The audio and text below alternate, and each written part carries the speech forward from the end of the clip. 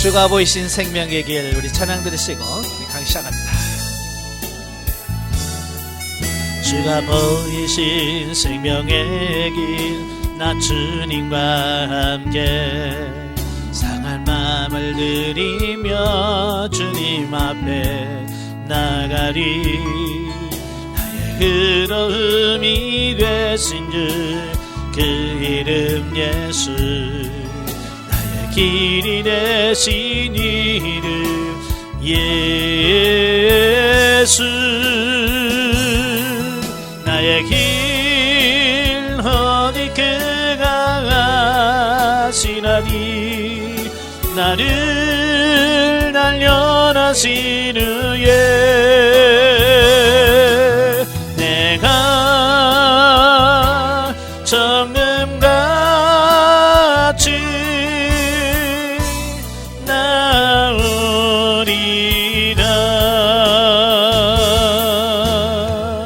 아멘. 기도하겠습니다. 은혜로우신 아버지, 우리 생명이 되신 주님을 찬양합니다.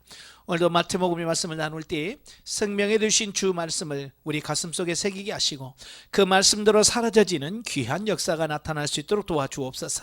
시종을 주님께 맡겨오며 예수님의 이름으로 감사하며 기도합나이다. 아멘. 예, 이 시간에 우리 마태복음 13장을 볼 텐데요. 교재 81쪽입니다. 81페이지 보시면 13장이 나옵니다. 13장은 천국에 대한 7가지 비유와 그 나사렛 사람들의 배척에 대한 말씀입니다. 1절부터 23절까지는 씨 뿌리는 자의 비유인데요. 우리가 이제 마태복음 13장을 흔히들 우리가 비유장이라고 그러잖아요. 왜냐하면 이 안에 7가지에 대한 7개의 비유가 들어져 있습니다. 그래서 이런 천국의 비유들은 예수님의 초림으로 계시된 천국이 예수님의 재림으로 완성되어 가는 그 천국 도래의 과정, 각 단계에서 일어나는 여러 가지 상황들을 비유적으로 말씀한 겁니다. 그러니까 예수님께서 비유를 사용하셔서 천국에 대한 말씀을 하신 이유, 왜 이렇게 비유를 하실까? 그 이유는 이미 주님의 권세 있는 가르침과 그 초자연적인 이적을 보고도 듣고 보았음에도 불구하고 여전히 불신앙에 빠져 회개할 줄 모르는 당시의 사람들 때문이었다라는 겁니다.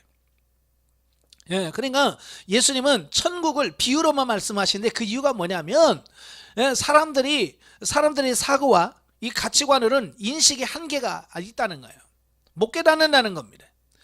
그래서 예수님은 우리가 인식할 수 있게 하기 위해서 세상의 것과 세상의 이치들을 가지고 쉽게 설명하는 것이 뭐냐? 비유라 그 말이에요. 그래서 예수님께서 그렇게 보여줘도 우리가 모르니까 우리가 깨닫도록 하기 위해서 비유를 들어서 설명한 것이다 그 말입니다.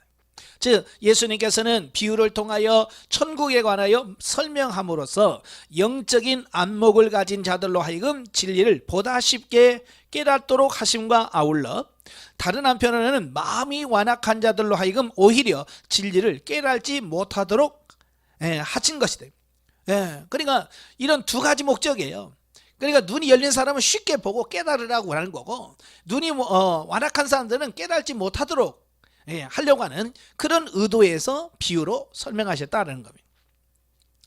그 7개의 비유 중에서 첫 번째가 우리가 잘 아는 씨 뿌리는 자의 비유입니다. 이는 당시 팔레스타인 지역 지방에서 행해지던 그 농사법을 배경으로 하여 동일한 하나님의 말씀을 들어서 서로 다른 반응을 나타내는 4종류의 사람들에 대하여 매우 중요한 교훈을 주고 있는데, 결국 여기서 우리는 복음의 능력이 문제가 아니라 복음에 문제가 있어서라기보다는 도리어 복음을 받아들이는 사람들의 태도에 문제가 있기 때문에 구원받는 자와 구원받지 못한 자로 양분된다는 사실을 깨닫게 되어집니다. 그러니까 4가지의 밭은 곧 우리의 마음 상태를 의미하거든요. 그러니까 하나님의 말씀이 동일한 말씀이 떨어져도 그걸 어떻게 받아들이냐, 이게 받아들이는 사람들의 그 마음, 심령 상태에 따라서 그 말씀이 열매가 될 수도 있고 그렇지 못할 수도 있다는 것을 보여주는 겁니다. 그러니까 중요한 것은 뭐예요? 우리의 마음의 밭을 길가는 돌짝밭이나 가시떨기와 같은 마음으로 가지고 있으면 안 된다는 얘기예요. 우리가 기름진 옥토와 같은 정말 좋은 땅이 돼야 되는데, 그래서 늘 우리가 기도하셔야 돼요. 우리가 강의를 들을 때나 말씀을 들을 때나 항상 하나님, 내 마음이 기름진 옥토와 같이 바뀌어서 하나님의 말씀을 아멘으로 받아들일 수 있는 그런 삶이 되기를 원하면 이렇게 기도하셔야 돼요. 그렇지 않으면 우리의 마음이 완악하면 하나님의 말씀을 받아들일 수가 없어. 그 다음에 24절부터 43절까지는 가라지 비유와 겨자씨 또 누룩의 비유에 대해서 설명을 해주고 있습니다. 20절 30절 36절 43절은 일명 가라지 비유라고 불려지는데요, 이 비유가 보여주는 것은 그리스도의 초림으로 말미암아 도래한 그 천국의 성장 단계의 모습인 바, 아직 완성되지 않은 현세적 천국에 참 신자와 거짓 선지자가 거짓 신자가 함께 섞여 있을 수밖에 없는 상황과 완성될 천국에서의 참신자와 거짓 신자의 영원한 분리에 대하여 설명해 주고 있다라고 하는 겁니다. 그러니까 이 땅에서는 아직 천국이 완성된 건 아니에요. 그래서 이 땅에서는 가라지와 좋은 씨가 같이 자라요. 그렇지만 때가 되면 언젠가는 이게 분리되는 날이 온다 그 말이에요. 마태복음 25장에 보면 양과 염소의 비유를 예수님이 또 말씀하셨어요.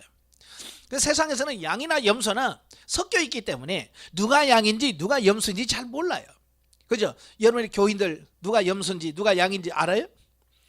대충은 이거 저 염소 같구나, 저 양 같다, 이렇게 생각할 뿐이지 우리는 명확하게 분류할 수가 없어. 심지어 나 자신도 내가 염소인지 양인지 알아요, 몰라요? 그냥 양이길 바랄 뿐이죠. 그러나 주님이 오시면 아무리 양인 척해도 염소로 분리가 돼요. 양과 염소가 쫙 갈라져요. 마찬가지로 지금은 가라지와 이게 섞여 있지만 때가 되면 가라지는 먼저 뽑아서 불에 던지고 알곡은 거두어서 창고에 들어간다는 겁니다. 그러니까 지금 우리가 해야 될 건 뭐냐면 지금 내가 알곡으로 잘 자라는 게 제일 중요한 겁니다. 나중에 가서 아이고 그때 좀 잘할 걸 해봐야 후회해봐야 소용없습니다. 이게 지금이 기회라는 말이에요. 그런 의미에서 가라지 비유는 47절부터 50절에 언급된 그물 비유와 그 성격을 같이 한다라고 볼 수 있습니다. 자, 31절 33절에 보면 일명 겨자씨와 누룩 비유라고 불려지는데요, 이 비유는 하나님 나라의 확장과 관련된 비유입니다. 즉 처음에는 아주 미미하게 시작된 하나님의 나라가 엄청나게 성장하고 확장되어 마침내는 온 세상 사람들에게 참 평안이 아니라 평안입니다. 참 평안과 안식을 제공하고 큰 영향력을 발휘하게 된다는 것을 보여주고 있습니다. 그러니까 겨자씨 비유가 예수 그리스도의 초림으로 미미하게 시작된 천국이 외적으로 크게 성장할 것을 보여준, 그러니까 겨자씨 비유는 외적, 교회의 외적 성장에 대해서 이야기해 주고, 사실 이 겨자씨라고 하는 것은 너무너무 작아요. 그러니까 이스라엘 사람들은 아주 작다라고 비유할 때 겨자씨라고 비유합니다. 자, 우리나라는 뭐요? 이 코딱지만하네, 뭐 눈곱만큼 이런 말을 쓰잖아요, 그죠? 근데 이 눈곱도 이 겨자씨에 비하면 큰 거예요. 그러니까 아주 작은 걸 말할 때 겨자씨예요. 근데 눈에 보일뚱말뚱한 그런 작은 것이지만 땅에 심겨져서 씨가 자라면 2m, 3m 정도 자라요. 그래서 새들이 거기서 깃들일 만큼 큰 나무가 되는 것처럼 천국도 아주 작게 시작하지만 나중에 그와 같이 크게 될 거라고 하는 것을 보여주는 거고요. 그 다음에 누룩 비유는 천국의 내적 성장을 보여준다. 그러니까 천국 복음이 온 사회 전반에 투입되어서 그 사회를 변화시키고 새롭게 하는 그 복음의 역동성을 강조한다라고 볼 수 있습니다. 그러니까 밀가루 반죽 속에 누룩을 집어넣으면 처음에는 별로 그게 나타나지 않죠. 그러나 시간이 지나면서 그 발효가 되면 어때요? 전 밀가루 덩어리를 다 발효시켜서 새롭게 만들어요. 맛있는 빵으로 만든단 말이에요. 이와 같이로 복음, 천국이 들어가게 되면, 복음이 들어가면 사회가 바뀌어, 가정이 바뀌고 교회가 바뀌어진다는 것을 의미하고 있습니다. 자, 그 다음에 이제 44절부터 52절까지 보면 보화와 진주와 그물의 비유를 설명하고 있습니다. 그러니까 44절에서 46절에도 천국에 관해서 세 가지 비유를 말씀하는데요. 그 비유 중에서 보화의 비유와 진주의 비유는 천국이 이 세상에 그 무엇보다도 더 소중하고 가치 있는 것임을 보여줌과 아울러 그러한 천국을 차지하기 위해서는 이 세상의 것들을 포기할 줄 아는 지혜를 지니함을 강조하고 있습니다. 그러니까 천국은 보화와 진주란 말이에요. 이건 가치를 알아보는 사람만 귀하게. 그러니까 진주 같은 것도 그러잖아요. 야, 귀하다. 그걸 아는 사람이 귀한 거지. 그 진주가 귀한 줄 모르는 사람들은 뭐야? 이거 뭐 돌덩이 아니에요. 그잖아요. 그렇죠? 진주 같이 모르는 사람들에게는 그 줘봐야 이게 뭐야 이거. 차라리 빵 하나 주는 게 낫지. 가치를 모르면 그런단 말이에요. 오늘날 천국도 마찬가지예요. 우리가 하나님 믿지 않는 사람에게 천국을 이야기해도 그들은 진주의 그 가치를 모르듯이 천국의 가치를 모르는 거예요. 그러니까 그걸 받아들이지 않는 겁니다. 그래서 이걸 가치를 아는 사람만이 찾을 수 있습니다. 그리고 이 보화와 진주는 뭐였냐면 그걸 차지하기 위해서는 이 세상에 있는 것들, 그러니까 내가 쥐고 있는 것들을 포기해야만 그것을 얻을 수 있다는 얘기입니다. 그러니까 밭을 갈다가 보화를 발견했잖아요. 지금이야 뭐 다 은행이라든지 이런 것에다가 보관합니다만은 옛날에는 뭐 그런 게 있었나요? 없죠. 그러니까 도둑이 들어와서 훔쳐갈 수도 있고, 그러니까 보통 이 사람들이 이런 보화들은 이 땅속에다 묻어둡니다. 자기 밭에다 묻어준다든지 그래요. 그걸 죽기 전에 야 어제 묻어놨다 그리고 죽으면 되는데, 뭐 사람이 갑자기 죽으면 묻어놓고 어디다 묻었는지도 모르니까 그냥 잊어져 본단 말이에요. 근데 오랜 시간이 지나서 밭을 갈다가 발견하면 이제 발견한 사람이 그걸 차지하는 거죠. 마찬가지예요. 밭을 갈다가 보화를 발견했어요. 그 발견한 사람 것이에요. 근데 문제는 뭐냐? 그 밭의 임자가 그걸 가져간단 말이에요. 그래서 그 보화를 차지하려면 그 밭을 사야 되는 거예요. 그죠? 그러니까 그 밭을 살기 위해서는 어때요? 내가 가진 것을 팔아서 그 밭을 사야 되죠. 그러니까 내가 가진 것을 팔아야 그 밭을 사듯이, 또 진주도 마찬가지예요. 그걸 귀하다는 걸 알면 그걸 차지하려면 내가 가진 것을 팔아서 그걸 살 수 있단 말이에요. 그러니까 뭔가를 포기를 해야 돼. 내가 세상적인 것, 육신적인 것을 포기해야 돼. 오늘도 마찬가지예요. 우리가 영성을 던져보려면 영성이라고 하는 것이 좋다라고 하면 뭔가를 내가 포기를 해야 돼요. 뭘 포기를 해야 돼요? 쉬는 거, 이런 걸 포기해야 되고, 직장에서 일해야 되는데 일하는 것을 포기해서 월급을 줄어들더라도 어떤 게 이걸 차지할 수 있는 어떤 이런 부분이 필요한 거죠. 그런데 내 시간을 투자해야 되고 모든 걸 투자해야 천국 영성을 형성되는 거지. 많은 사람들이 자기는 아무것도 포기도 안 하고 다 얻기를 원한다. 이거는 얻을 수가 없는 겁니다. 그래서 육신적이고 세상적인 것을 포기할 수 있는 사람만이 영성이 되고 천국도 차지할 수 있는 겁니다. 그러니까 원숭이 잡는 법을 논하는 책이 있어요. 원숭이를 어떻게 잡냐 그랬더니 이 입구가 작은 항아리, 손이 겨우 들어가는 항아리 안에다가 바나나나 이런 거 원숭이가 좋아하는 걸 딱 넣어놓으면 원숭이가 와서 그 손을 넣어가지고 그걸 잡는데요. 그러면 이거 이제 빼려고 해도 안 빠지는 거지. 우리 같으면 여러분 같으면 어떻게 하겠어요? 그렇죠. 손에 있는 걸 놓으면 이게 나오는데 원숭이는 그걸 안 놓는다는 거야. 죽으러 끌려가는데도 계속 그걸 붙들고 있다는 거예요. 그러니까 주먹을 쥐고 있으니 이게 안 나오죠. 이거 놓으면 되는데 오늘날 많은 사람들이 그러고 있다는 거예요. 세상 것 60년 걸 놔야 되는데 안 놓고 끌려가는 거야. 죽음의 자리로. 얼마나 어리석은 거예요. 놓을 수 있는 사람, 포기할 수 있는 사람이 천국을 차지하는 거예요. 바로 그걸 예수님께서 이 보화와 진주의 비유를 통해서 우리에게 가르쳐주고 있는 겁니다. 자, 47절부터 50절은 그물의 비유죠. 그물 비유는 종말론적인 심판을 강조하는 가라지 비유와 유사한 것으로서 천국 복음이 그것을 받아들이는 자에게는 구원을 가져다주는 축복의 수단이 되지만 거부하는 자에게는 심판을 초래하는 저주의 수단이 된다는 사실을 교훈해주고 있습니다. 그러니까 이거예요. 어부가 그물을 치면 좋은 고기만 잡힌 게 아니고 거기면 못 먹는 고기도 걸려요. 그지? 그러면 이 어부들은 그 그물을 걷지요.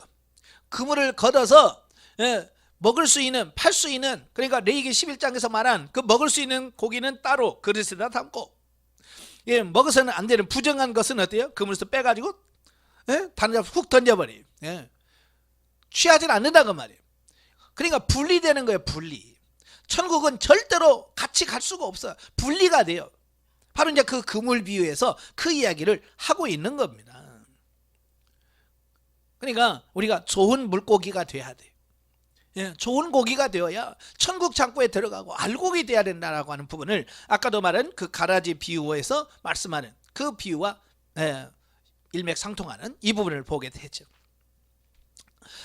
그 다음에 51절부터 52절, 이게 제단은 서기관이 새 것과 옛 것을 곳간에서 내오는 어떤 이제 그런 부분을 말씀해 주면서 본장에 수록된 천국에 관한 7개의 비유 기사의 결론으로 제라된 자들의 복음 전파 사명을 상기시키는 말씀으로, 앞에서 언급한 그 천국 복음의 비밀을 깨달은 자는 혼자서만 간직할 것이 아니라 다른 사람들에게 힘써 전파해야 함을 역설하고 있는 거다.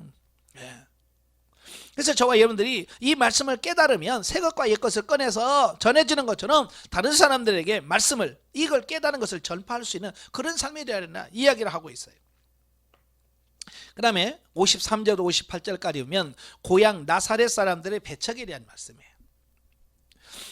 이미 공생의 사역 초기에 나사렛 사람들로부터 배척을 받으신 바 있었죠. 그래서 예수님께서 이제 다시 고향 나사렛으로 잠시 들어가죠. 자, 그러나 나사렛 사람들은 여전히 예수님을 메시아로 인정하지 않습니다. 그들은 이미 다 들었을 거 아니에요. 소문으로 예수님께서 어떤 기적을 행했고 어떤 사람이라는 걸 소문을 통해 다 들었을 터인데도 불구하고 도무지 예수님을 받아들이지 않는 거예요.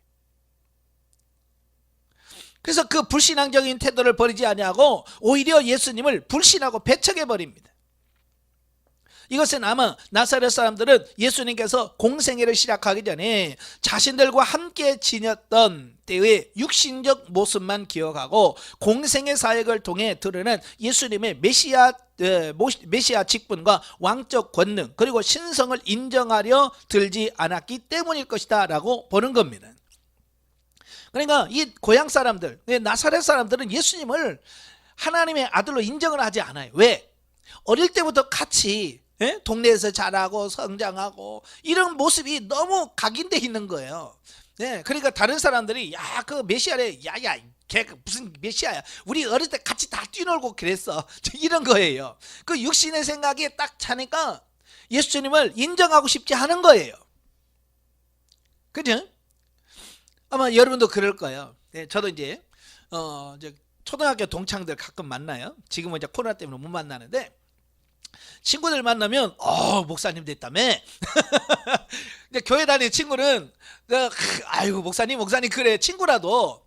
근데요, 그 안 믿는 친구는 네가 인마 목사야? 네가 목사야 인마? 이런단 말이에요.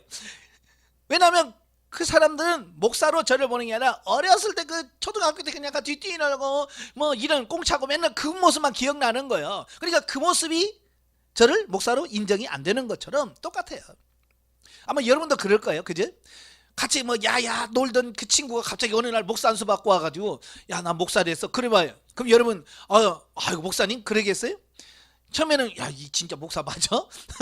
라고 의심이 되면서 잘 신임이 안 가죠. 왜? 옛날의 모습을 알고 있기 때문에. 물론 옛날에 착하고 뭐 이랬으면 인정이 되겠지만, 옛날에 그냥 뭐 날라리처럼 그렇게 살다가 갑자기 목사 됐다고 해보세요. 누가 믿으려고 하겠어요? 안 믿죠. 왜? 전에 가지고 있던 그 자기의 그 가치관, 선입관이 너무 강하게 박혀있기 때문에 그렇죠.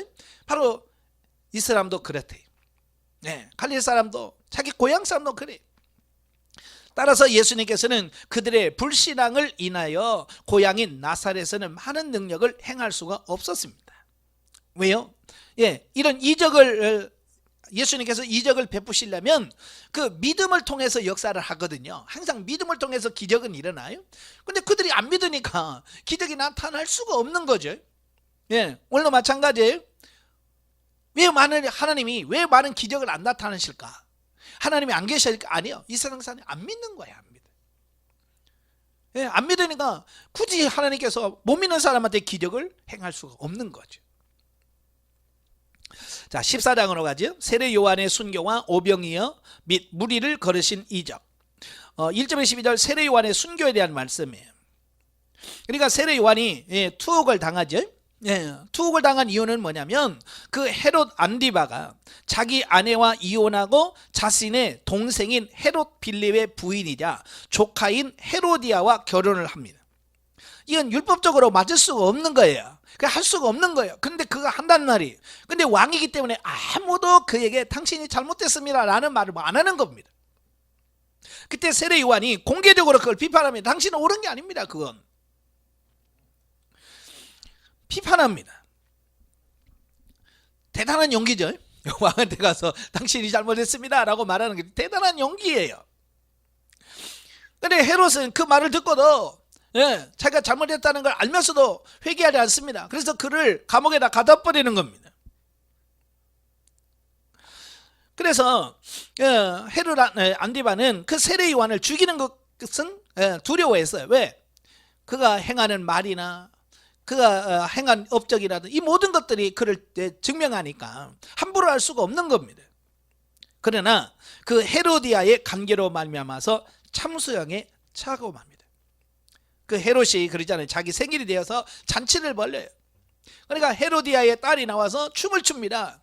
그러니까 이 헤롯이 너무 좋아가지고 뭐라고 그래? 야, 소원 하나를 얘기해라. 나라 절반이라도 주겠다라고 큰소리 뻥뻥 치는 겁니다. 그러니까 그 딸이 엄마한테 가서 뭘 달라고 그럴까요? 그러니까 야, 헤롯의 머리를 쟁반에 담아다 달라고 그래. 그 어린 딸에게 시킬 거예요 그게? 근데 악하니까 그걸 요구하는 거예요. 그러니까 헤롯은 많은 사람들이 큰 소리 쳤잖아요. 네 소원은 말해라. 나는 절반도 주겠다고 해놨으니 안 지킬 수가 없는 거예요. 그래서 경솔한 거죠. 그래서 결국은 그 경솔함 때문에 세례 요한이 참수형을 당하게 됩니다. 이는 하나님보다 주위 사람들의 이목을 더 두려워한 헤롯의 어리석음을 보여줄 뿐만 아니라 세례 요한의 죽음은 그가 예수 그리스도의 오심을 준비한 선구자였다는 점에서 또 앞으로 다가올 예수 그리스도의 십자가 고난과 죽음을 예고해주고 있습니다. 그러니까 메시아의 길을 예비하러 온 그 세례 요한이 그렇게 비참하게 죽었다는 것은 결국 그가 말한 예수 그리스도로 그렇게 비참하게 생을 마무리할 거다라고 하는 것을 보여준다. 자, 여기서 헤롯이 참 어리석음이 나오잖아요. 하나님을 두려워해야 되는데 사람들을 두려워해요. 사람 눈치 보는 거지. 오늘 우리도 마찬가지예요. 목회하면 어찌 보면 사람들이 굉장히 중요해요. 그죠? 성도들이 중요해요. 근데 그러다 보면 정작 우리가 눈치를 볼 수가 있어요. 성도들의 눈치를 봐요. 그건 옳지 않아요. 사람의 영혼이 안 귀하다는 얘기가 아니라 사람의 영혼은 귀합니다. 그러나 목회하면서 그 사람들 눈치 보면서 목회하면 안 된다. 자, 이걸 말씀하려고 하는 거예요. 헤롯이 왜 실패했어요? 사람 눈치 보다가 실패한 것처럼 우리도 사람 눈치 보면 실패합니다. 자, 13절부터 21절까지면 오병이의 이적에 대한 말씀이에요. 자, 보면은 예수님께서 다시 한번 자신이 온 세상을 구원할 메시아임을 명백히 드러난 사건으로서 물고기 2마리와 보리떡 5개로 5,000명을 먹이고도 12바구니를 남는 오병이의 이적을 소개하고 있는데요. 이 오병이의 기적은 사복음서에 다 기록되어 있어요. 이렇게 사복음서에 다 기록했다는 말은 무슨 말이에요? 그만큼 이 사건은 중요하다는 사실이에요. 물론 외적으로 예수님께서 야, 이런 대단한 기적을 행했어 라고 하는 예수님의 능력을 표현하기도 하겠지만 이 사건을 통해서 우리에게 보여주려고 하는 영적 의미가 들어있어요. 그게 뭐냐? 첫째는 예수 그리스도의 그 인간에 대한 사랑과 자비를 보여줌과 동시에 그러니까 예수 그리스도는요, 우리 인간에 대하여 그렇게 사랑과 자비를 지금 배고프잖아요, 그들은. 그죠? 인간에게 가장 기본적인 욕구가 뭐예요? 가장 기본적인 욕구가 배고픔, 먹어야 되는. 예. 그래요. 배고프면 아무것도 필요가 없는 거예요. 명예도 필요 없어요. 배고픔 앞에서는 명예도 사랑도 아무것도 없어요. 어찌 배고픔이 해결되어야 명예도 있고 사랑도 있고 다 있는 거지. 그렇잖아요? 그 가장 기본적인 욕구를 예수 그리스도께서 해결해 주시는 거예요. 먹는 거. 두 번째로는 오직 예수 그리스도만이 모든 인간의 육신적 궁핍과 영적 갈급함을 동시에 해결해 줄 수 있는 생명의 양식이라는 사실을 강조해 주고 있습니다. 그러니까 본문에는 그냥 잘 안 나타나. 마태, 마가, 누가, 요한은 그냥 예수님께서 오병이 기적을 이렇게 해서 먹었대라고까지만 나와. 그러나 요한복음에 보면 이걸 영적인 의미와 신학적 의미를 명확하게 밝혀주고 있어요. 그게 뭐예요? 예. 단순한 예수님의 기적이 아니라 예수님 뭐라 그래요? 내가 생명의 떡이다. 이걸 증명하기 위하여 그 기적을 행하셨다라는 사실이에요. 예. 예수 그리스도만이 우리를 살릴 수 있는 영의 양식이 되는, 또 그러니 예수 그리스도를 믿고 먹어야 산다라고 하는 그 진리를 설명해 주고 있는 겁니다.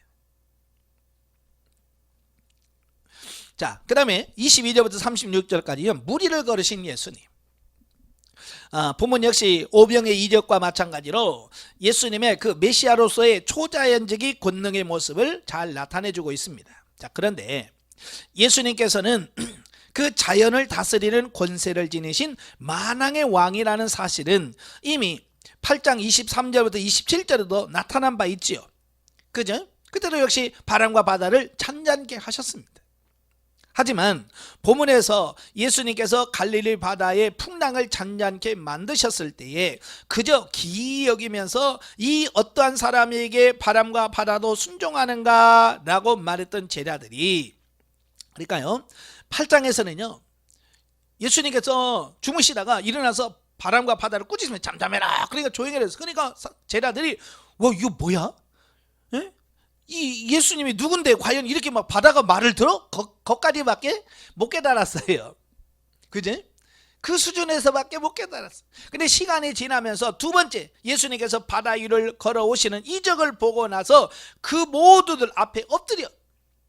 그래서 뭐라 그래요? 진실로 하나님의 아들이로소이다 라고 신앙 고백을 합니다. 그러니까 이 기적을 행하신 예수님께서 무리로 걸으신 이 기적은 단순하게 내가 대단한 사람이야 이 정도가 아니라 예수 그리스도가 하나님의 아들이시구나, 이것을 보여주는 그런 기적이었고요. 제가 계시 발전사를 가끔 얘기하죠. 계시 발전사는 계시는 점점 발전해 가는 겁니다. 예수 그리스도도 마찬가지예요. 처음에 기적을 행할 때는 이 누구야? 보통 사람이 아니네? 이제 거기서 멈췄다면 좀 더 가서 이건 하나님의 아들이시구나 라고 행하고, 나중에는 뭐야? 이번에 하나님이시구나. 이렇게 계시는 점점 시간이 갈수록 점점 명확해진다면 이걸 계시 발전사라고 말하는 겁니다. 따라서 보면은 예수 그리스도께서 천지 만물의 창조주이시며 통치자일 뿐만 아니라 죄악에 빠진 모든 인류를 건져내실 구원자라는 사실을 부각시키고 있다, 그 말이에요. 특별히 그 무리를 걷는 베드로가 나옵니다. 예수님께서 무리를 걸으시니까 베드로가 정말 주님입니까? 그럼 나도 무리를 걷게 해주세요 라고 요청을 하지요. 예, 그러니까 주님께서 뭐라 그래요? 오라 그래요. 그러니까 베드로가요 용감하게 무리를 뛰어내립니다. 처음부터 붕덩 빠지는 거 아닙니다. 그가 무리를 걸을 수 있었습니다. 왜? 믿었기 때문에. 그냥 그가 무리를 걷다가 보니까 바람과 파도를 보니까 무서워. 그지? 주님을 바라봤을 때는 가는데 주님을 바라보지 않고 환경을 바라보니까 빠지더라고 말이에요. 자, 이걸 오늘날 우리들에게 보여주는 영적 의미가 바로 그런 거예요. 우리가 세상을 살면서 예수님만 바라보고 하면 승리해요. 그러나 예수님을 안 보고 자꾸 환경을 바라보면 거기에서 낙심하고 빠질 수밖에 없다는 이야기를 하는 겁니다.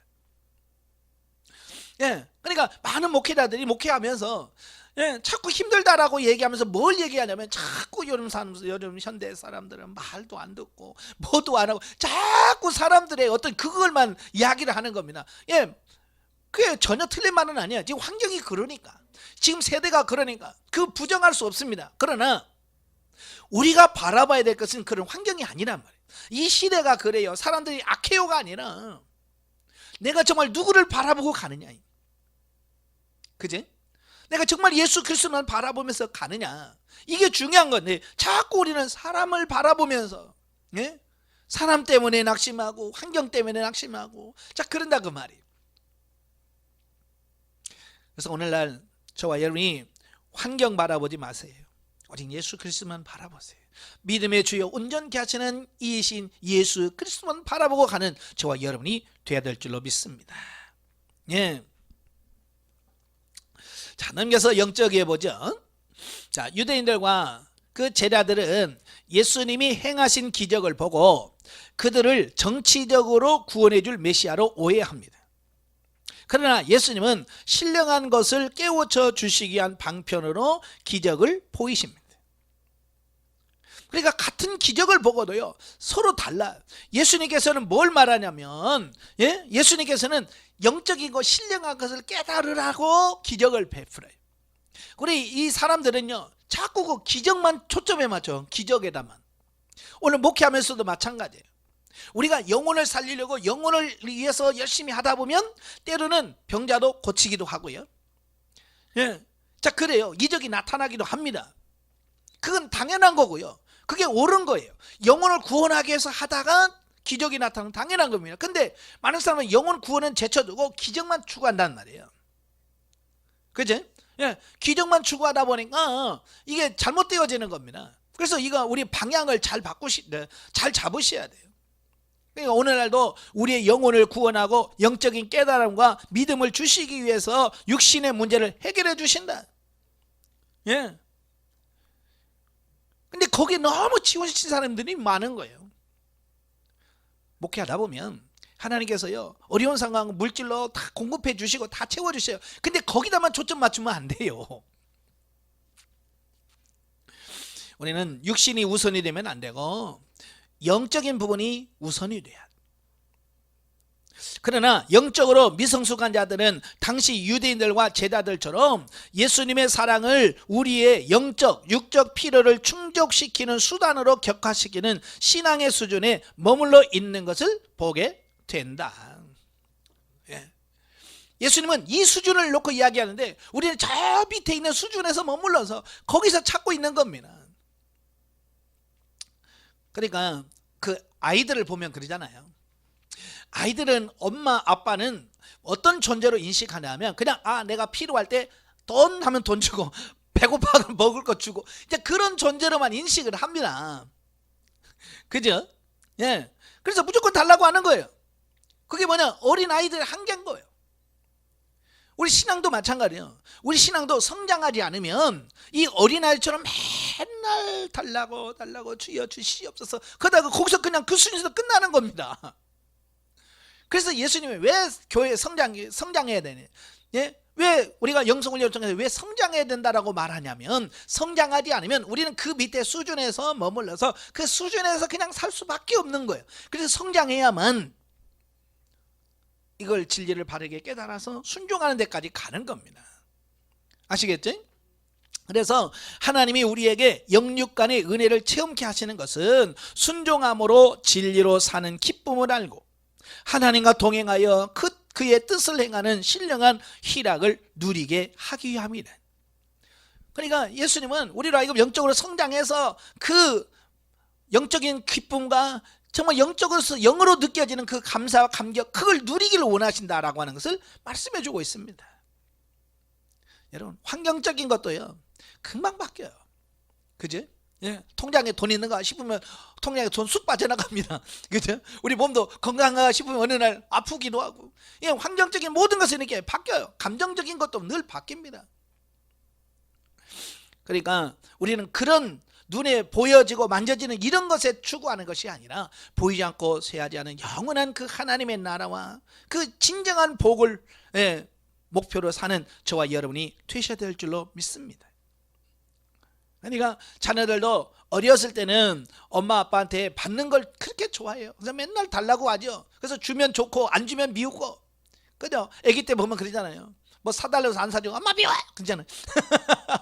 근데 50, 60이 돼가지고 부모님한테 옷 하나 사줘요. 안 사주면 엄마 미워 그래요? 이제 50, 60이 되면 부모님한테 옷 사달라고 하는 게 아니고 내가 부모님 옷을 사주면서 기뻐하는 거예요. 전혀 다른 거예요. 그죠? 옛날에는 받아야 기뻤어. 어릴 때는 받아야 기뻐. 그러나 성장을 하면 받는 게 아니라 주면서 기쁜 거야. 예, 그렇죠? 설날에도 예? 세배하면서 돈을 드리잖아요. 용돈을 드려. 그러면서도 드릴 수 있으면 감사하고요. 기뻐하는 거예요. 왜? 성장했기 때문에 그게 가능한 거예요. 그러니까 성장하지 않으면 그게 안 돼요. 등치만 큰다고 되는 게 아니에요. 요즘 50, 60대도 철 안 드는 자식들은요, 맨날 부모한테 가서 밥 팔아달라, 논 팔아달라, 집 팔아서 자기 달라고 그래요. 왜? 아직 겉만서만 자랐지 이 철이 안 들어서 그래. 영적인 모두 마찬가지예요. 예, 집사, 장로, 목사 되어도 철이 안 들면, 이 영적으로 성장이 안 되면 맨날 주님 앞에 가서 달라고만 하지 내가 주를 위해서 뭔가 헌신하려고는 안 해요. 성장하셔야 돼. 아시겠죠? 예. 15장으로 갑니다. 15장은 결례 논쟁과 가난 여인의 치유 및 칠병이어의 이적. 자, 1절부터 20절 유전에 관한 논쟁입니다. 예수님과 유대 종교 지도자들 사이에 전개된 논쟁을 소개하고 있는 본문은 예루살렘의 그 사내들인 공회가 드디어 예수님의 사역에 대하여 간섭하기 시작했다는 것과, 예, 그러니까 지금까지는 지켜만 봤어요. 왜냐하면 예수님의 사역이 주로 저 북쪽에 있는 예루살렘에서 멀리 떨어진 갈릴리 지역을 중심으로 한 예수님의 사역이었기 때문에 그들에겐 직접 부딪히는 부분이 별로 없었어요. 근데 예수님께서 이제 사역이 거의 마무리되니까 이제 자꾸 유대로 내려오는 겁니다. 유대로 내려와서 이제 예루살렘 안에서 기적을 행하시고요, 가르치니까 이제는 뭐예요? 발등에 불이 떨어진 거예요. 그러니까 이제 그때부터 본격적으로 예수님을 공격하게 되고 예수님을 핍박하게 되어지는 이 부분을 보는 겁니다. 자, 예수님의 순환이 임박해 오고 있음을 암시해 준다. 그렇지만 자신에게 닥쳐오는 위협과 핍박의 손길에도 불구하고 예수님께서는 안식일 논쟁 때보다 훨씬 단호하게 유대 종교 지도자가 지니고 있는 외식을 책망하고 계십니다. 자, 왜냐하면 아무리 위대한 학자와 사상가의 학설이나 주장도 하나님의 말씀보다 우선시될 수 없는데, 당시 유대 종교 지도자들은요, 율법 학자들의 가르침과 해석을 규례화시킨 유전을 하나님의 말씀보다 중요시하는 잘못을 범했기 때문이다 라고 하는 겁니다. 여러분, 세상의 그 어떤 것도 뭐 진리, 사상, 세상적인 모든 것 아무리 꾀도 하나님 말씀 위에 있을 수 없습니다. 모든 진리의 최상위는 하나님의 말씀이에요. 하나님의 말씀이 완전한 거예요. 그 외에는 없어요. 근데 유대인들은 이 장로의 유전이라는 것이 있습니다. 이 장로라고 하는 말은 나이가 많고 율법에 능통한 랍비들이나 종교 지도자들을 지칭할 때 장로라 그래요. 그러니까 유명하신 분들이 이렇게 말씀을 하잖아요. 그죠? 그러면 그 말씀들을 쭉 모아놔요. 네.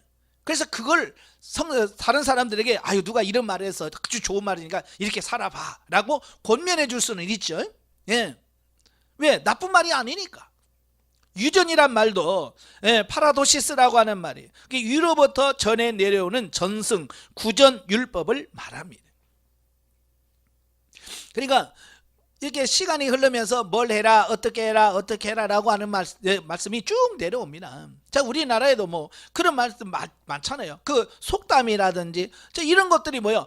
오래전부터 그 조상들 중에서 자기가 삶의 진리, 어떤 삶에서 지혜 이런 것들을 사람들에게 너희들도 이렇게 해봐라 라고 쭉 전해 내려오는 것들이 있습니다. 자, 그것을 쭉 정리해 놓은 것이 장로의 유전이라고 하는 거예요. 그러니까 장로 유전이 나쁜 거예요? 좋은 거예요? 좋은 거예요. 전혀 나쁜 게 아닙니다. 정말 좋은 거예요. 그 예 중에 하나가 뭐예요? 지금 예수님이 제자들이 손 씻지 않고 떡을 먹었다는 것 때문에 지금 시비 걸고 있는 거예요. 왜 장로 유전을 어기냐는 거예요. 손을 씻고 밥을 먹는 것은요, 위생상 굉장히 권장할 만해요. 그러니까 제자들이 잘했다는 말은 절대로 아닙니다. 예? 잘못한 거예요. 먹을 때 손 씻고 좀 깨끗하게 해서 먹으러, 뭐가 잘못입니까? 그렇게만 얘기했으면 예수님이 이렇게 말씀 안 하셨을 거예요. 그죠? 근데 그들은 장로의 유전을 어겼다고 정지하고 판단하면서, 예, 그렇게 하니까 예수님께서는 진리가 아닌 것은 예수님은 아무 말씀도 안 하십니다. 근데 진리 문제만큼은요, 예수님은요, 목에 칼이 들어와도 그 꺾질 않으셔요. 자, 나중에 예수님이 재판 받으실 때도 그래요. 진리가 아닌 부분은요, 예수님은요, 아무 말도 안 해요. 옆에서 거짓말을 하든 뭐 자기를 모함하든 일체 말을 안 해요. 그러니까 재판을, 야, 너 말 안 하냐? 할 정도로 말을 안 해요. 그런데요, 진리는 딱 말하면 예수님께서 말씀하셔요. 그러니까 제사장한테도, 네가 정말 하나님의 아들이냐? 네가 말했다. 그거잖아요. 예수님이 그것도 부정하면 안 되잖아요. 네가 그리스도냐? 맞다. 그것도 나 아니야. 그러면 이제 이게 문제가 커지는 거예요. 그러니까 분명히 그 말 하면 그들이 신성 모독죄라고 해서 사형시키라고 할 줄 알아. 그렇지만 그건 진리니까. 예수 그리스도가, 예수님이 그리스도니까 그건 뭐 거부할 수 없는 거예요. 그러니까 그것만큼은 어때요? 네가 말했다. 내가 그러라. 분명하게 그 자기에게 해가 된다는 걸 알면서 진리만큼은 절대로 굽히지 않아요. 그러나 진리가 아닌 것은요, 아무리 불리하고 뭘 해도 예수님은 말씀 안 하시지 않습니다. 나중에 빌라도한테 재판받을 때도 그래요. 빌라도가 하도 답답하니까, 야, 나는 살릴 권세도 있고 죽일 권세도 있어, 나한테 잘 보여봐 라고 얘기해도 예수님은 절대로, 그 하나님이 주신 거지 네 그거 아니야 라고 말하면서, 절대 그건 말하지 않습니다. 그러나 네가 왕이냐? 그러니까 맞다. 진리는요, 예수님은요, 죽어도 진리는 굽히는 법이 없어요. 오늘 우리도 그걸 본받으셔야 돼요. 예. 지금 이 유대인들의 잘못이 뭐냐면, 그 장로의 유전이 나쁘다가 아니라 그 장로의 유전을 성경과 권위를 비슷하게 두거나, 심지어는 성경보다도 이 장로의 유전의 권위를 더 높이는 게 문제란 말이에요. 지금 예수님께서 책망하는 게 그런 거예요. 예. 장로 유전 좋은 거야, 나쁜 거 아니야. 그러나 그것을 하나님의 말씀인 성경보다도 위에다 두는 건 그건 아니야. 그걸 얘기하고 있는 겁니다. 오늘 우리도 마찬가지예요. 목회하면서 성경보다 위에는 없습니다. 그 어떤 책도, 뭐 우리 장로교에서 칼빈이 얘기했다 그러면 끝이잖아요. 그럼에도 불구하고 칼빈의 말보다 성경이 더 권위 있는 거예요. 그러니까 칼빈이 뭐라고 말했냐가 아니라 성경이 뭐라고 말씀하냐가 더 진리라는 얘기예요. 그지? 바로 근데 그들은 장로 유전을 더 높였기 때문에 바로 예수님께서 그들을 책망하시는 거예요. 오늘 우리도 성경 하나님의 말씀보다 더 위에다 뭔가를 두려고 하지 마세요. 내가 뭘 깨달았어도 정말 성경보다도 위일 수는 없는 겁니다. 항상 하나님 말씀 안에서 하나님 말씀이 정말 그러한가, 내가 깨달은 것이 정말 옳은 건가, 진리인가, 성경 말씀을 통해서 비교하면서 그걸 분석해 가면서 그걸 깨달아야 돼요. 성경보다 위는 없습니다. 21절 31절까지 오면 가나안 여인의 믿음과 예수님의 치유 이적에 대한 말씀이에요.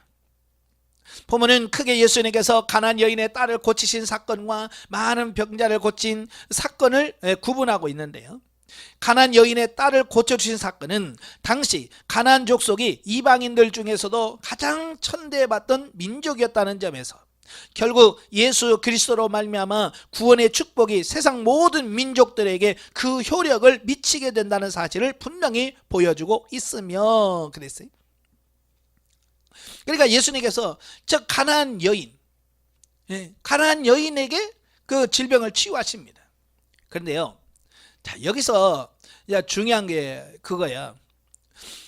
예수님의 치유 사역은 단순히 치유가 목적이 아니라는 거예요.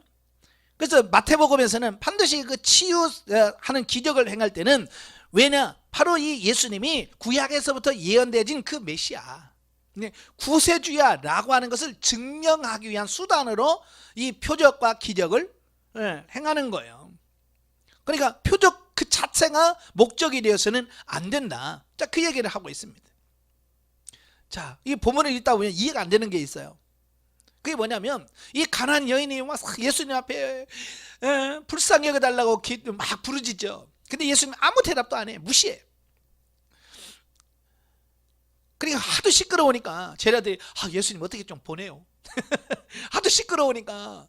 그러니까 예수님 뭐라고 그래요? 난 이스라엘의 잃어버린 양 외에는 보냄을 받지 않았어 라고는 말을 해요.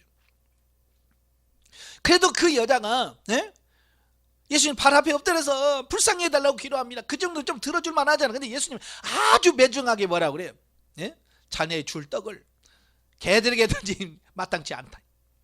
자, 여기서 예수님께서 왜 그렇게 매정하게 안 들으시고 들어도 못 들은 것처럼 얘기하고 심지어 개라고 얘기까지 하냐?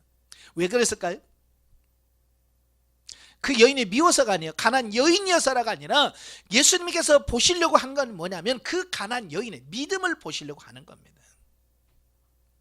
그렇게 무시를 하고 뭘 해도 어때요? 끝까지 예수 그리스도를 믿고 맞습니다. 그러나 개들도 상에서 떨어지는 부스러기를 먹습니다. 예수님이 보려고 했던 게 그거예요. 그 믿음. 바로 왜 이런 걸 보려고 하냐면 그 당시에 이스라엘 사람들은 자기들은 하나님의 백성이고 선민이고 막 이런 선민의식에 갇혀 있잖아요. 그죠? 근데 정작 하나님이 찾으시는 믿음은 없는 거예요. 그러니까 이 가난 여인보다도 믿음 없다는 것을 보여주려고 하시는 거예요. 예수님께서. 그죠? 또 그리고 믿음은 항상 기적을 일으킬 수 있는 가장 기본적인 거예요. 그러니까 믿음이 없이는 기적이 나타날 수가 없는 거예요. 그래서 예수님은 모든 사람들 앞에 이 가난 여인의 믿음이 얼마나 큰지를 보여주고 있고 왜 그 병이 치유될 수밖에 없는지를 보여주는 겁니다. 바로 믿음이 이 여인을 치료했다. 이 여인의 딸을 고쳤다라고 하는 것을 보여주는 겁니다. 오늘날도 이런 믿음이 필요한 거예요. 만약에 입장을 바꿔서 내가 가난한 여인의 입장이었다라고 생각한다면 과연 예수님께서 불러도 대답이 없지, 겨우 한다는 소리가 나는 이스라엘이 잃어버린 양 외에는 나는 보냄을 받지 않았어 라고 말했을 때 과연 내가 어떻게 반응을 했을까요? 저도 자존심이 있거든요. 그렇죠? 아무리 내가 내 딸을 고치려고 싶어도 내 이 자존심 때문에 야 너 정말 너 대단하다 그러면서 아마 예수님을 삿대질하고 갔을지도 몰라 나는. 만약에 개들에게 던지 마땅치 아니라 그러지만 이게 뭐라고 나를 개라고 하면서 멱살 잡고 흔들었을 거야. 근데 이 여인은 자기 딸을 사랑하고 자기 딸을 고쳐야 된다는 것 때문에 자기 자존심과 이 모든 걸 다 내려놓는 겁니다. 바로 지금 이 본문에서 우리가 가르쳐 주는 게 그런 거예요. 너도 이렇게 할 수 있느냐, 이렇게 자존심 땅에다 밟아도 그걸 극복할 수 있느냐는 겁니다. 오늘 많은 사람들이요 그걸 못합니다. 자존심만 조금만 뭐라 하면요 팩 하고 돌아서 버려요. 상담하다가 조금만 자기 마음에 조금 무시당하는 거나 이런 느낌이 받았다 싶으면 안 나와버려요. 강의 듣다가도 마찬가지고요. 설교 듣다가도 자기 자존심만 조금 상하면 아유 목사님이 나를 쳐? 나를 까? 안 나와. 내가 그래버려. 자, 그러니 우리가 영적으로 성장할 수가 있냐고요. 가난한 여인 보세요. 예수님 뭐라고 그래요? 자녀의 줄떡을 개들한테 던지는 것 이건 옳지가 않아 라고 해도 자기 자존심, 그 여인은 자존심이 없겠어요? 아무리 가난한 여인이라도 자존심 없겠어요? 있죠. 그럼에도 불구하고 그걸 다 내려놓고 올소이다. 맞습니다. 그러나 개들도 자네의 상에서 떨어지는 부스러기는 먹습니다. 어쩌면 자파세 이게 그만큼 중요한 거예요. 근데 오늘날도 우리가 그런 자파세가 그렇게 이루어지지 않으니까 이 여인이 경험했던 이런 은혜를 우리는 못 받는 겁니다. 자가 좀 파쇄되길 바래요. 예. 그리고 예수님께서 데가볼리라는 이방 땅에서 많은 병자를 치유하신 이적 또한 구약 이사야 선지자가 예언한 메시아의 독특한 사역의 하나로 예수님께서 이 예언을 이루신 메시아라는 사실을 확정해주고 있습니다. 그러니까 이방 땅에 메시아가 오면 소경의 눈을 뜨고 벙어리가 말을 하고 걷지 못하는 자가 걷고 이런 예언들이 있잖아요. 바로 그 예언들이 바로 성취되어지고 이루어졌다라고 하는 사실을 지금 마태는 밝히고 있는 겁니다. 그 다음에 32절 39절 칠병이의 이적입니다. 자, 예수님께서 오병이의 기적으로 그 5,000명을 넘는 사람들을 배불리 먹인 이적을 목격하고도 제자들은 무리에게 먹을 것을 주라는 예수님 말씀에 또다시 양식에 대한 걱정을 하고 있음을 보게 됩니다. 이들은 이미 경험했잖아요.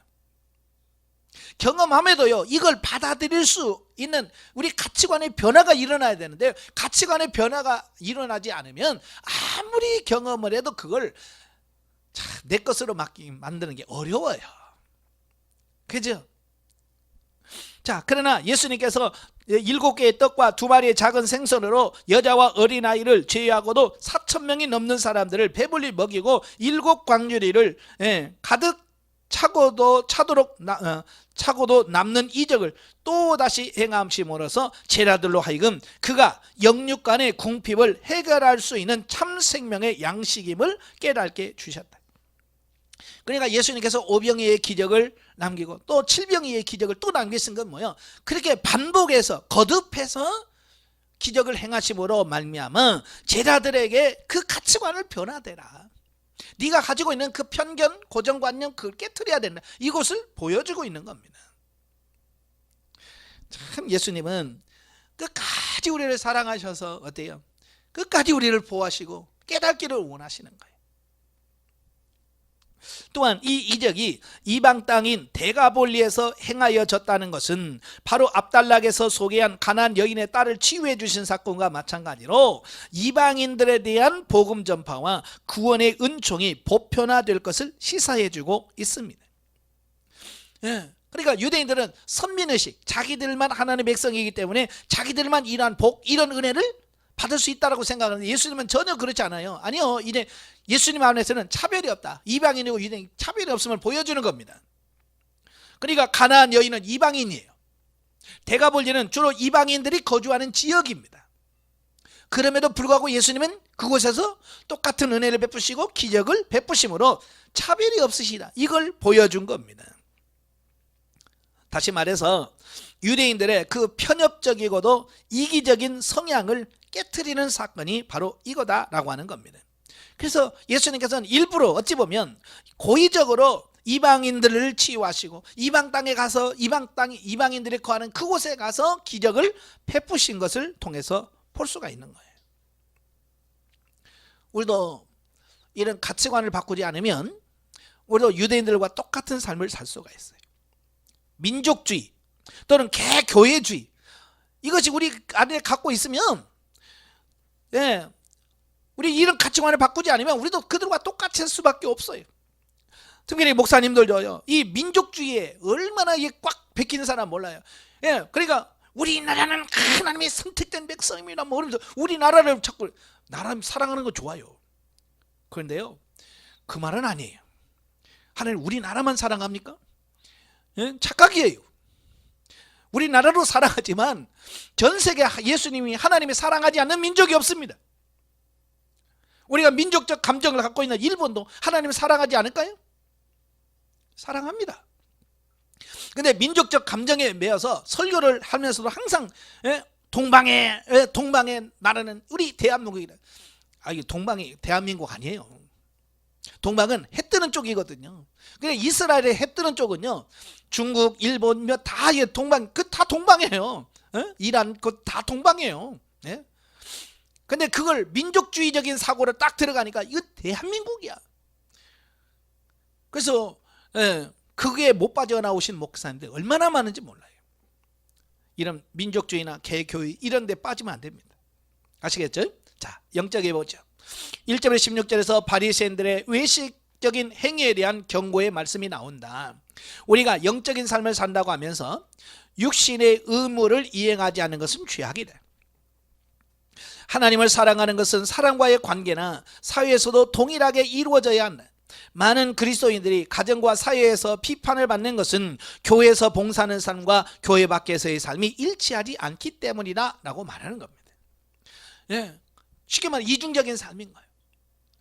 예, 그러니까 교회 안 다니는 친구들이 교회를 향해서 뭐라 너무 이중적이다. 예수 믿는 사람 교회에서는 막 천사같이 하다가 교회 밖에 나가면 뭐 다를 게 뭐 있냐. 이게 교회 안의 삶과 교회 밖의 삶이 너무 다르다는 거예요. 예, 그건 안 돼. 우리는 하나 돼야 돼. 아시겠죠? 그래서 언제 어디서나 본을 보여주는 그런 삶을 살아야 돼. 자, 16장입니다. 표적을 구하는 자들에 대한 책망과 베드로의 신앙 고백 및 첫 번째 순환 예고. 1절에서 12절 바리새인과 사두개인들의 교훈에 대한 경고입니다. 자, 예수님께서는 마태복음 12장 38절에서 45절에서 메시아로서의 표적을 요구하는 서기관들과 바리새인들에게 선지자 요나의 표적 외에는 보여줄 것이 없다라고 분명히 말씀하심에도 불구하고 또다시 그들은 예수님을 시험하기 위해서 하늘로 오는 표적을 보여달라고 요청을 합니다. 그들은 보여줬잖아요. 예수님께서 오병이의 기적, 칠병이의 기적, 무리를 걸으시고 죽은 사람을 살리고 이런 기적들을 통해서 충분히 보여줬음에도 불구하고 그들은 안 믿는 겁니다. 예. 그러니까 믿음이 없다라고 하면 표적을 보여줘봐도 의미가 없는 거예요. 자, 예를 들어서 여러분 어디 백화점이나 어디 가서 물건 하나 사려고 하는데 내 마음에 안 들어. 내 마음에 안 드는데 백화점 그 직원이 이건 어떻게 좋고 얼마 좋고 뭐가 좋고 뭐라고 해봐도 내가 안 좋은데 뭐 그 마음이 가요 안 가요? 안 가요. 내가 살 마음이 없으면요 그거 아무리 말해 심지어 세일해서 50% 세일한다고 그래도 에이 안 사요. 왜? 관심이 없으니까. 마찬가지예요. 그들은 예수님을 믿으려고 하는 마음이 없어. 그러니까 그들에게 아무리 하늘에서 내려오는 무슨 기적을 베풀어도 믿을 마음이 없었기 때문에 그런 의미가 없는 거예요. 그래서 예수님한테는 그들에게 표적을 보여주지 않는 겁니다. 사실 믿는 사람은요 표적 안 구합니다. 그러니까 필요해서 백화점 간 사람들은요 그냥 뭐 필요 없어. 직원들이 뭘 설명 안 해도 됐어요 주세요. 왜? 내가 필요하니까. 그렇잖아요. 마찬가지로 믿는 사람은요 뭐 이런 표적이 필요 없어요. 못 믿으니까 표적을 구하는 거지. 그러나 예수님께서는 그들의 불신앙으로 인하여 어떤 표적도 소용없음을 아셨기 때문에 자신의 죽음과 부활을 예표하는 요나의 표적에 대해서만 재차 다시 언급합니다. 예수님께서는 그들의 잘못된 교훈들을 조심하라고 제자들에게 경고합니다. 이는 그들의 가르침이 마치 음식을 부패시키는 누룩처럼 많은 사람들을 영적인 어두움과 실패로 몰아넣고 있기 때문이다라고 하는 겁니다. 예. 그래서 잘못된 가르침은요 사람의 영을 죽입니다. 예. 이단이 왜 무섭냐? 성전을 뺏어가서가 아니라 그 영혼을 파괴시키기 때문에 그런 거예요. 특히 바리새인들의 그 형식주의와 율법주의 그리고 사두개인들의 그 규회주의와 물질주의는 다른 사람들을 치명적인 오류로 이끌어서 마침내 자신들도 하나님 나라에 들어가지 못할 뿐더러 다른 사람들도 역시 하나님 나라에 들어갈 수 없도록 만들기 때문이 문제예요. 그러니까 자기들만 지옥 가면 괜찮아. 그런데 자기를 따르는 사람들까지도 다 지옥 가게 만들어. 예수님 뭐라고? 심지어 자기도 천국에 못 가고 다른 사람도 못 들어가게 막는 역할을 한다 그 말이에요. 그래서 이 잘못된 교훈이 그래서 무서운 거예요. 그러나 제자들은 이러한 예수님의 교훈을 바로 깨달지 못하고 오히려 떡을 가져오지 못한 것을 염려합니다. 이 앞서 오병이와 칠병의 이적을 통해서 예수님 자신의 생명의 양식이며 영육간의 필요를 채워주시는 능력 있는 분임을 보여주었음에도 불구하고 예수님의 제자들은 그걸 망각하고 있었대. 제자들은 예수님의 책망을 들은 후에서야 비로소 그 누룩이 떡을 가리킴이 아니라 바리새인들과 사두개인들의 교훈에 관한 것임을 알았다라는 겁니다. 이렇게 영적으로 어두우면 그렇게 말을 해도 못 알아들어. 예. 그래서 우리가 영적으로 성장해야만 이런 진리를 바르게 인식하고 깨달아서 살 수 있는 데까지 갑니다. 그래서 성장하라고 자꾸 이야기하는 이유가 바로 거기 있습니다. 자, 13절 20절 베드로의 신앙 고백. 자, 보면은 예수님께서 지금까지 공생의 사역의 중간 결산을 하시면서 머지않아 닥칠 십자가 순환에 대비하여 제자들을 훈련시키기 시작합니다. 다시 말해서 예수님께서는 베드로의 신앙 고백을 통해서 자신이 성육신하신 하나님의 아들로서 온 세상을 구원할 메시아라는 사실을 공개적으로 밝히고 계시는데, 결국 이것은 지금까지의 공생의 사역을 통하여 드러낸 바 있는 예수님의 왕적 권능에 대한 재확인이라고 할 수 있다는 겁니다. 자, 한편 예수님께서 제자들에게 그랬죠. 사람들이 나를 누구라고 하느냐.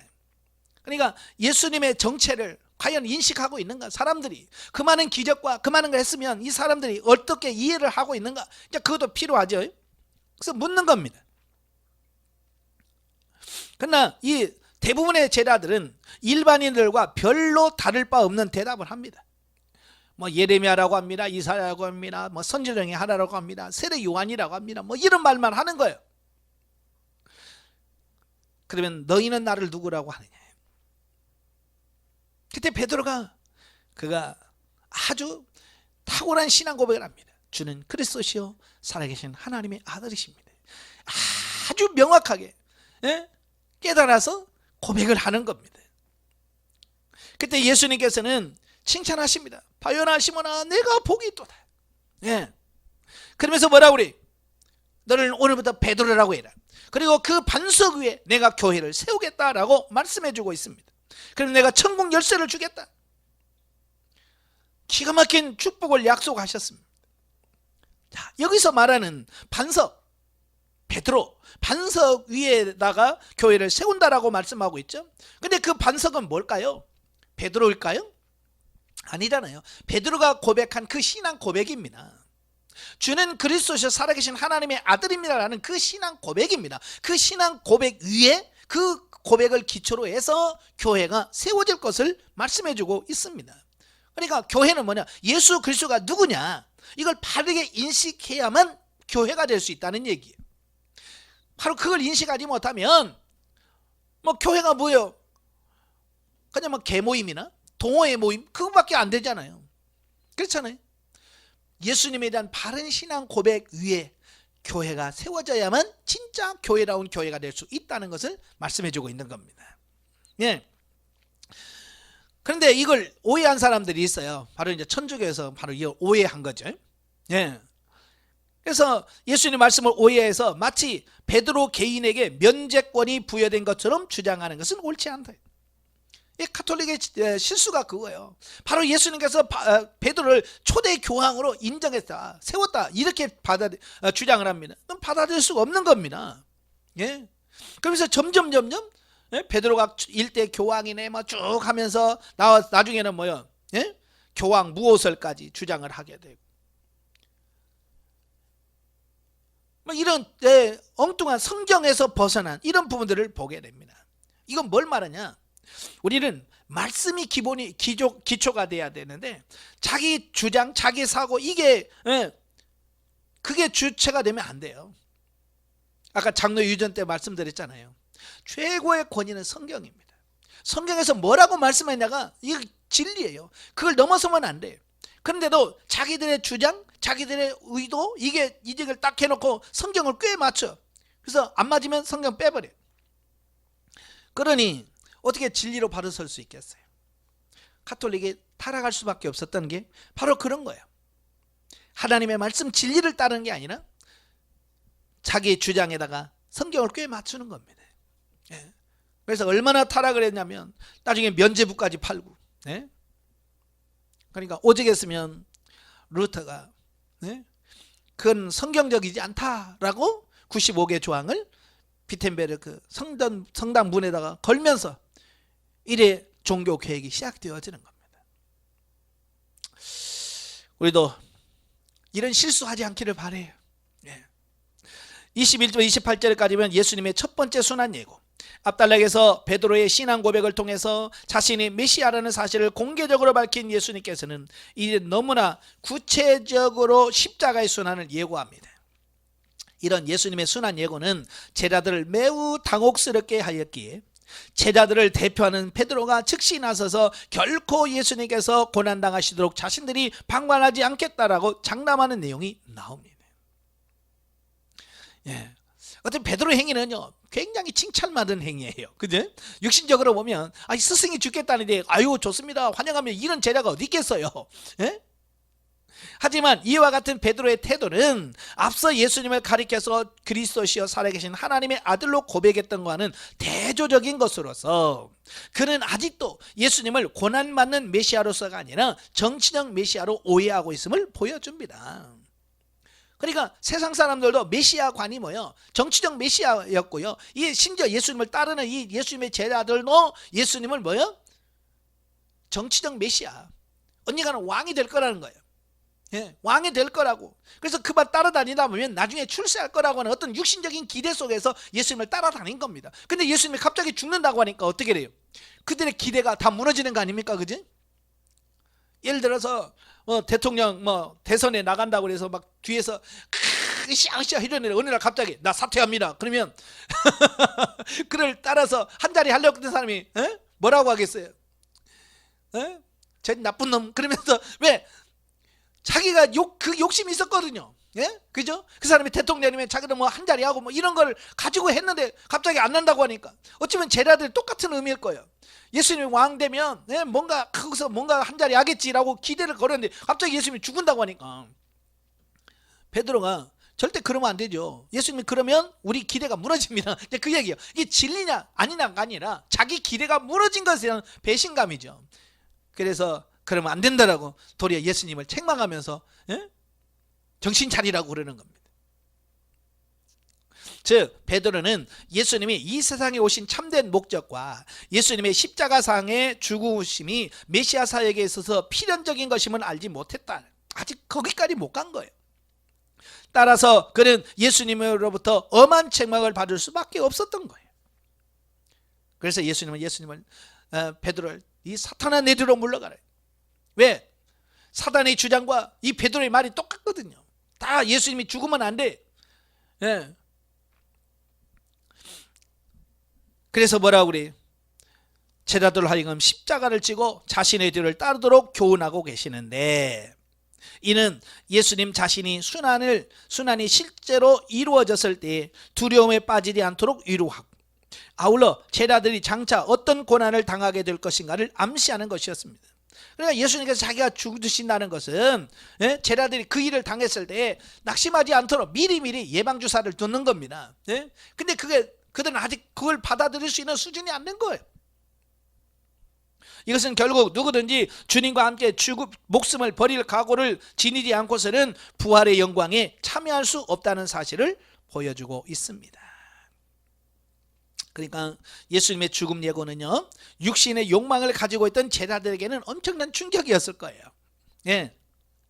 그러나 죽어야 부활의 영광이 있다는 진리를 바르게 우리는 깨달아야 돼요.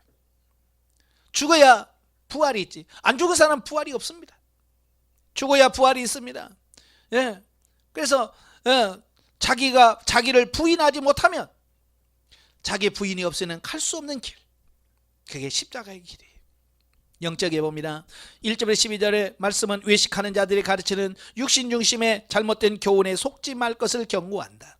즉 바리새파나 사두파 사람처럼 육신의 교훈적 측면에서 복음의 진리를 이해하지 말라는 말씀이다. 우리는 하나님의 말씀을 육신의 교훈적 측면으로만 알고 지킬 것이 아니라 우리의 영혼을 변화시키기 위한 무한한 하나님의 섭리임을 알고 지켜야 합니다. 예, 이걸 알으셔야 돼요. 그렇지 않으면 우리가 윤리 도덕적인 설교를 할 수 있을 밖에 없어요. 예? 윤리 도덕 가지고는 우리의 영혼을 변화시킬 수 없습니다.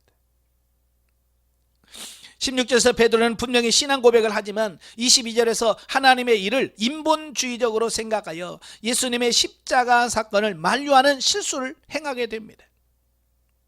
우리 역시 영적인 여정을 가는 데 있어서 자신의 생각과 판단, 윤리나 도덕적으로 옳고 그름을 판단하다 보면 하나님의 뜻을 잘못 헤아리는 실수를 범할 수 있다는 겁니다. 대부분이 다 그래요. 네? 자기 생각과 이게 딱 묶여 있어서 정말 100% 하나님 말씀의 뜻을 헤아리지 못합니다. 하지만 하나님은 우리가 연약해서 범한 실수라도 진리를 바로 세워가는 계기가 되게 하며 다른 사람의 실수 또한 용납하고 관용할 수 있는 자로 성숙하게 하신다. 따라서 우리는 범사에 자기의 과오와 실수를 늘 고백하며 그 가운데서도 진리를 발견하고 겸손하게 성령을 의뢰하며 날마다 새롭게 전진해야 할 것이다. 우리가 실수하면 안 되겠지만 실수는 결국 우리를 겸손하게 만듭니다. 그래서 더욱 성령님을 의지하고 하나님을 의지하게 만듭니다. 여러분, 베드로가 그 믿음이 좋을 수밖에 없는 거 뭐냐면 그냥 참 실수가 많았어요. 그러니까 실수를 많이 하다 보니까 자기가 그렇게 똑똑한 사람이 아니라는 걸 알잖아요. 그러니까 성령님 아니면 안 됩니다. 하나님이 나 도와주시면 나는 안 됩니다라는 그런 겸손함을 갖게 되어진 거예요. 그래서 우리도 실수를 두려워하지 말고 실수할 때마다 더 겸손하게 하나님께 나아가는 그런 삶이 되어야 됩니다. 기도하겠습니다. 은혜로우신 아버지, 오늘 말씀을 통해서 참 많은 것을 깨닫습니다. 우리가 영적으로 성장하지 않으면 우리가 하나님의 뜻을 제대로 이해할 수 없고 하나님의 뜻대로 살 수가 없습니다. 그래서 우리가 영적으로 더 성장해서 정말 하나님이 말씀하고자 하시는 그 진리를 바르게 인식하고 깨달아서 그렇게 사라짐으로 말미암아 우리의 모든 삶이 진리가 되고 생명이 되어지는 그런 역사가 있게 해 주시옵소서. 예수님의 이름으로 감사하며 기도합나이다. 아멘. 하나님께 영드리겠습니다.